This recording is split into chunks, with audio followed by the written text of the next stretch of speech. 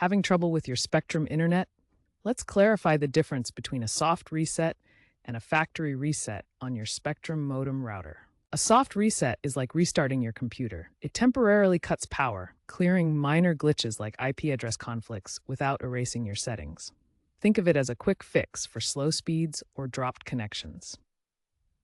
To perform a soft reset, unplug your modem router from the power outlet, wait 30 to 60 seconds, and plug it back in. On the other hand, a factory reset restores your device to its original manufacturer settings, erasing custom configurations like your Wi-Fi password, custom network name, and any port forwarding rules. It's a more drastic measure for persistent problems or before selling the device, requiring you to re-enter your Spectrum account details and reconfigure your Wi-Fi and other settings. Be sure to back up your configuration settings, if possible, before performing a factory reset. Now let's walk through how to perform both types of resets. For a soft reset, start by unplugging your Spectrum modem or router from the power outlet. Wait a full 60 seconds.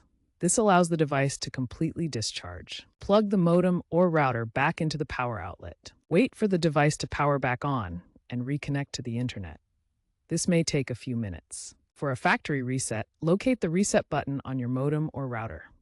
This is usually a small pinhole. Using a paperclip or similar object, press and hold the reset button for 10 to 15 seconds. Release the button when the lights on the modem or router start flashing, indicating it's restoring to factory settings. Remember, after a factory reset, you'll need to set up your Wi-Fi network and connect your devices again using the default password printed on the device or the password you create in the Spectrum app.